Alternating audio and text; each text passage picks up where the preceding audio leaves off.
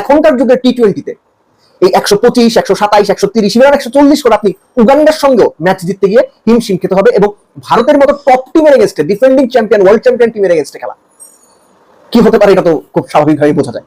বাংলাদেশের এই যে ব্যাটিং, জঘন্য ব্যাটিং, যেটা বলে আমি শুরু করেছিলাম, হার্দিক পান্ডিয়ার 39 রানের ইনিংস 16 বলে, আহারে মার। আমরা যখন ব্যাটিং করতে যাই তখন সেটা হয়ে যায় বোলিং পিচ, আর আমাদের এগেইনস্টে যখন কোনো টিম ব্যাটিং করতে নামে তখন সেটা কোন জাদুকরী শক্তির কারণে হয়ে যায় ব্যাটিং পিচ। অন্য ধাপে চলে গেছে। এই ইন্ডিয়ার সঙ্গে আমরা কম্পিট করতে পারবো না, এটাই স্বাভাবিক। ওদের এখন সাপ্লাই লাইনটা এমন একটা জায়গায় গেছে যে ওরা যারে ধরে এনে দাঁড় করায় দেয় সেই একটা বিরাট কিছু হয়ে দাঁড়ায়। এই যে কালকে একটা ছেলে খেললো অলরাউন্ডার, এই ছেলেটা টপ অর্ডারে ব্যাট করে, সম্ভবত নীতিশ নাম, টপ অর্ডারে ব্যাট করে, ওদিকে 135 to 141 বল করে, এরকম একটা অলরাউন্ডার আমরা তো এখনো স্বপ্নও দেখতে পারি না। তো বাদ দেন, এই তুলনা বাদ দেন যে ইন্ডিয়ার সঙ্গে আমরা কোথায় আছি না আছি, এই গ্যাপ মিটাতে আমাদের আরো 5 বছর লাগবে যদি এখন থেকে আমরা সিরিয়াস হই। 11.5 ওভারে যে টার্গেটে তারা পৌঁছে গেল না, সেটাতেই বোঝা যাচ্ছে কত সহজ, কত আয়েশি, কত রাজস্বিক তাদের জয়টা ছিল এবং বাংলাদেশের অবস্থা কতটা হতশ্রী, কতটা বিশ্রী, কতটা বিভৎস ছিল। এই যে দেখেন ভাই, ইন্ডিয়াকে কেন সেরা বলি, আপনারা যে জিজ্ঞেস করেন ইন্ডিয়াকে কেন সেরা বলি, ইন্ডিয়া কেন সেরা হবে না? 8 ওভার 1 বল হাতে রেখা, মানে 49টা পাক্কা 49টা বল হাতে রেখে ইন্ডিয়া খেলা জিতে গেছে। তারপরে আবার 7টা উইকেটও কিন্তু রয়েছে। তার মানে বাংলাদেশ যে 127 রান করছিল 19 ওভার 5 বলে, বাংলাদেশ 127 রান অল আউট হয়েছিল, ইন্ডিয়া এই খেলা 11 ওভার 5 বলে জিতে গেছে, 132 করছে, 3 উইকেট গেছে মাত্র। 49 বল হাতে রেখেই ইন্ডিয়া। বাংলাদেশ ইন্ডিয়া ভাই ভাই এই দুই দলের কেউই আসলে ফরম্যাট অনুযায়ী ক্রিকেট খেলতে খুব একটা পছন্দ করেন না। এই যেমন ধরুন কিছুদিন আগে বাংলাদেশ ভার্সেস ইন্ডিয়ার সেকেন্ড টেস্ট ম্যাচে ইন্ডিয়া যখন ব্যাটিং করতে আসলো তখন তারা টি-20 স্টাইলে ব্যাটিং করা শুরু করলো। 3 ওভারে 50 রান, 10 ওভারে 100 রান, চলতেছে টেস্ট ম্যাচ, অথচ ইন্ডিয়া ব্যাটিং করলো টি-20 স্টাইলে। বাংলাদেশও ঠিক এমন, এরাও আসলে ফরম্যাট অনুযায়ী ক্রিকেট খেলতে একদমই পছন্দ করেন না। আর এই কারণেই বাংলাদেশ ভার্সেস ইন্ডিয়ার প্রথম টি-20 ম্যাচে বাংলাদেশ ব্যাটিং করলো টেস্ট স্টাইলে। 20 ওভারে তারা টার্গেট দিল মাত্র 128 রান। যেখানে ইন্ডিয়া টেস্ট ম্যাচ খেলে টি-20 স্টাইলে, সেখানে বাংলাদেশ টি-20 ম্যাচ খেলে টেস্ট স্টাইলে। হলো না বাংলাদেশ ইন্ডিয়া ভাই ভাই? ভারত ভার্সেস বাংলাদেশ যারা ম্যাচটি দেখেননি তাদেরকে হতাশ হওয়ার কিছুই নাই, দেখার মতন কিছুই ছিল না। বাংলাদেশ ভারতের দ্বিতীয় সারির দল, যাকে বলা হয় বি টিম, একতরফায় হেরেছে। ইতিমধ্যে বাংলাদেশের মিডিয়ায় ঝড় বইছে। চলুন এক নজরে দেখে নিই বাংলাদেশের মিডিয়া কি বলছে। আর আপনি যদি নতুন হয়ে থাকেন আমাদের চ্যানেলটাকে অবশ্যই সাবস্ক্রাইব করবেন। দা দিন টিভি খবর। তাসকিন আহমেদকে 4 ছক্কায় যখন খেলা শেষ করে দিলেন হার্দিক পান্ডিয়া, ইনিংসের তখনও 49 বল বাকি। 120 বলের ইনিংসের খেলা, সেখানে 49 বল বাকি রেখেই ভারত ম্যাচটা জিতে গেল বাংলাদেশের বিপক্ষে 7 উইকেটের ব্যবধানে। 11.5 ওভারে যে টার্গেটে তারা পৌঁছে গেল না, সেটাতেই বোঝা যাচ্ছে কত সহজ, কত আয়েশি, কত রাজস্বিক তাদের জয়টা ছিল এবং বাংলাদেশের অবস্থা কতটা হতশ্রী, কতটা বিশ্রী, কতটা বিভৎস ছিল। প্রথম টি-20 ম্যাচে আমরা জিতিনি, আমরা জেতার সম্ভাবনাও তৈরি করতে পারিনি, কিন্তু সামান্যতম যে লড়াই করব সেই লড়াইয়ের ছিটে ফোটাও তো আমরা দেখাতে পারিনি। কেন পারিনি? কোন জায়গাটাতে পারিনি? কোন জায়গাটাতে বাংলাদেশ ম্যাচ থেকে একেবারে পুরোপুরি ছিটকে গেলাম? টার্নিং পয়েন্ট কোনটাকে বলবেন? টসকে বলবেন টার্নিং পয়েন্ট? আমি মানতে রাজি না। হ্যাঁ ঠিক আছে যে টস জিতেছে ভারত, টস জিতে তারা আগে বোলিং নিয়েছে এবং বাংলাদেশের ক্যাপ্টেন নাজমুল হোসেন শান্তও বলেছেন যে ভারতের ক্যাপ্টেন সূর্যকুমার যাদবের মতো তিনিও আগে জিতলে বোলিং এ নিতেন, কিন্তু উইকেটে এমন কোনো কিছু ছিল না যেই কারণে বাংলাদেশের একটা টি-20 ম্যাচের 20 ওভার পুরোটা আমরা ব্যাটিং পর্যন্ত করতে পারবো না। আমরা সেই 120 বলের ইনিংসে 119টা বল খেলে 127টা রান করে আমরা অল আউট হয়ে যাব। আমাদের কোন ব্যাটসম্যানটা রেসপন্সিবিলিটিটা নিতে পেরেছে বলে আপনার কাছে মনে হয়? বলেন তো দেখি। মেহেদী বিরাজ ওই যে মান বাঁচিয়েছেন, 30 রান করে মান বাঁচিয়েছেন, কোন রকমে বাংলাদেশ 120 পার করে 130-এর কাছে গিয়ে থেমেছে। এখনকার যুগের টি-20-তে এই 125, 127, 130 ইভেন 140 করে আপনি উগান্ডার সঙ্গেও ম্যাচ জিততে গিয়ে হিমশিম খেতে হবে এবং ভারতের মতো টপ টিমের এগেইনস্টে, ডিফেন্ডিং চ্যাম্পিয়ন, ওয়ার্ল্ড চ্যাম্পিয়ন টিমের এগেইনস্টে খেলা কি হতে পারে এটা তো খুব স্বাভাবিকভাবেই বোঝা যায়। বাংলাদেশের এই যে ব্যাটিং, জঘন্য ব্যাটিং, যেটা বলে আমি শুরু করেছিলাম, ওয়ার্ল্ড কাপ থেকে খেয়াল করেন ভালো উইকেটে, এই উইকেট ব্যাটিং এর জন্য 200 রানের উইকেট হয়তো ছিল না, কিন্তু ঠান্ডা মাথায় ব্যাট করলে, একটু বুঝে শুনে ব্যাট করলে 160 পর্যন্ত করা যেত বলে আমি বিশ্বাস করি। বাংলাদেশের মধ্যে কামনেসটা ছিল না, অতি তাড়াহুড়া ছিল বাংলাদেশের ব্যাটারদের মধ্যে।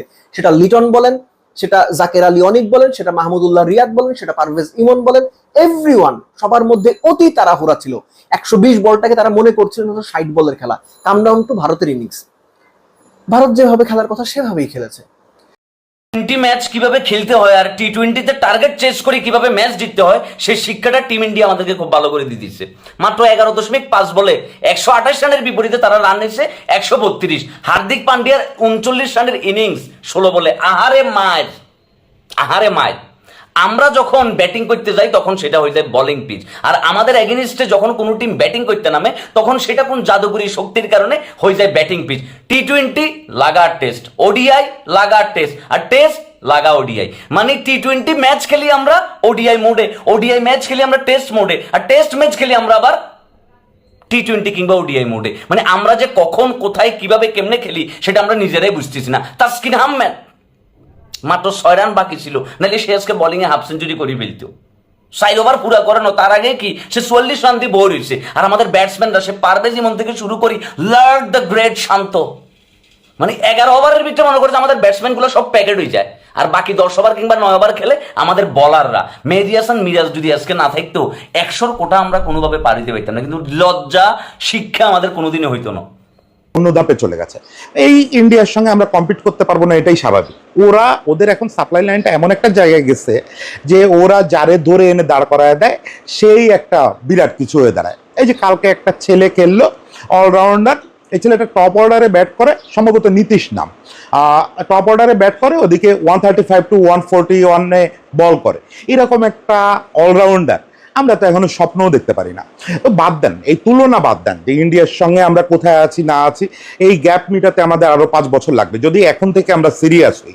কিন্তু আমার কথা হচ্ছে যে আমাদের যে কোয়ালিটি আছে এবং যে অ্যাসেট আছে বাংলাদেশে সেইটাকে আমরা ঠিক মতো ইউজ করতে পারতেছি কিনা, এইটা আমরা ইউজের ধারে কাছেও যাচ্ছি না। শুরু থেকে একটা কথা বারবার বলতেছি, বেশিবার বললে মনে হয় যে গোয়ে বলছি ও নীতি নিচ্ছি, যে এক কথা বারবার বলে সত্যি করা। কিন্তু রিয়েলিটি হচ্ছে আমাদের এটা কোনো টি-20 দল হয় নাই। মানে এটা খুব নিষ্ঠুরভাবে বলতে হয় যে আমাদের দল যদি শান্ত, মানে আমার খুব পছন্দের খেলোয়াড়, শান্তর কোয়ালিটি নিয়ে আমার কোনো সন্দেহ নাই, সেটা টেস্ট এবং ওয়ানডেতে, এবং তাকে ওই ফর্মে ফেরাতে একটু কাজ করতে হবে। এরকম একটা অবস্থায় শান্ত, যে কিনা ওই অর্থে টি-20 ব্যাটসম্যানই না, তার নেতৃত্বে আপনি যে কোনো দলকে যদি পাঠান, এমনকি আপনি যদি KKR বা মুম্বাই ইন্ডিয়ান্সকেও শান্তর নেতৃত্বে পাঠান, ওই টিম পারফর্ম করতে পারবে না, কারণ ওই টিমের টি-20 মাইন্ডসেট আপনি তৈরি হবে না। এটা হচ্ছে একেবারে বাংলা কথা। এরপরে আপনার টিমে ধরেন আপনার মিডল অর্ডারে হচ্ছে, লোয়ার মিডল অর্ডারে হচ্ছে রিয়াদ খেলতেছে। ও রিয়াদ এখন আর টি-20 খেলোয়াড় নাই, রিয়াদ আপনাকে সেই সার্ভিস দিতে পারবে না। মিরাজ আমি সবসময় প্রত্যাশা করি যে 3 ফরম্যাটেই সে সাকিবের জায়গাটা নিবে। এখন আমার প্রত্যাশা, আমার স্বপ্ন বা আমাদের জাতীয় চাওয়া, এগুলাতে ক্রিকেটে কিছু যায় আসে না। Miraz is not a kind of টি-20 প্লেয়ার। তার টি-20তে সে কিন্তু, আমি মানে এই কথাটা শোনার সময় একটা জিনিস বুঝতে হবে যে টি-20 যদি তাকে ঠিক মতো খেলানো হয়, ঠিক মতো তাকে ওইভাবে তৈরি করা হয়, সে টি-20তে কার্যকর খেলোয়াড় হতে পারে, কিন্তু এখন না। এই যে দেখেন ভাই, ইন্ডিয়াকে কেন সেরা বলি, আপনারা যে জিজ্ঞেস করেন ইন্ডিয়াকে কেন সেরা বলি, ইন্ডিয়া কেন সেরা হবে না। 8 ওভার 1 বল হাতে রেখা, মানে 49টা পাক্কা 49টা বল হাতে রেখে ইন্ডিয়া খেলা জিতে গেছে। তারপরে আবার 7টা উইকেটও কিন্তু রয়েছে। তার মানে বাংলাদেশ যে 127 রান করছিল 19 ওভার 5 বলে, বাংলাদেশ 127 রান অল আউট হয়েছিল, ইন্ডিয়া এই খেলা 11 ওভার 5 বলে জিতে গেছে, 132 করছে, 3 উইকেট গেছে মাত্র। 49 বল হাতে রেখেই ইন্ডিয়া খেলা জিতে নিছে, 7 উইকেটও হাতে রয়েছে। তাইলে ইন্ডিয়াকে কেন সেরা বলবো না ভাই, আপনারাই বলেন। আর আপনাদের যদি স্কোর কার্ডটা দেখাই, স্কোর কার্ডটা দেখেন, দাঁড়ান। বাংলাদেশের যে ব্যাটিংটা দেখেন, পারভেজ হোসাইন ইমন 9 বলে 8 রান করে আউট, একটা 6 মারছে, স্ট্রাইক রেট 88। আচ্ছা গেল। তারপর লিটন কুমার দাস 2 বলে 4, অনলি 2 বলে 4টা রান করছে, একটা 4ই মারছে, 200 স্ট্রাইক রেট, আউট। আচ্ছা, নাজমুল হোসেন শান্ত, ও ভালো রান করছে আজকে, মানে দলের একটা হাল ধরতে চাইছিল কিন্তু একটা মিসআন্ডারস্ট্যান্ডিং এর জন্য আসলে আউট হয়ে গেছে। শান্ত একটা 4 আর একটা 6 মারছে, 25 বলে 27 রান করছে, যদিও স্ট্রাইক রেট ভালো না, তাও ওর হিসাবে ভালোই। তাওহিদ হৃদয়, একটা ভরসা ছিল ওর উপর, কারণ বাংলাদেশের ডিপেন্ডেবল, মিস্টার ডিপেন্ডেবল ভাবা হয় তাওহিদ হৃদয়কে। তাওহিদ হৃদয় আজকে খুবই হতাশ করছে, 18 বলে 12 রান করে আউট হয়ে গেছে। তারপর সবচেয়ে বাংলাদেশের মানুষের সবচেয়ে বড় আবেগ, যেটা নিয়ে আমি সবসময় ভিডিও বানাই, সবসময় কথাবার্তা বলি, মাহমুদুল্লাহ।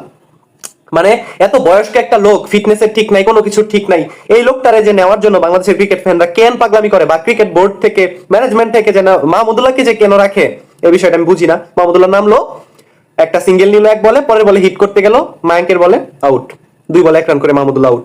জাকের আলী বাংলাদেশের নাকি হিটম্যান, সাব্বির রহমানের সাথে তুলনা করে মানুষ, কই সাব্বির আর কই জাকের আলী? আপনারাই বলেন সাব্বির রহমানের সাথে কি জাকের আলীর তুলনা যায়? আজকে মাঠে নেমে 6 বলে 8 রান করে আউট। তারপর মেহেদী হাসান মিরাজই সর্বোচ্চ স্কোর করছে, নাইলে এত রান হয় না। 32 বলে 35 রান করছে, যদিও স্ট্রাইক রেট ভালো না, তবে টিমের রান বাড়ায় দেওয়ার জন্য ঠিক আছে।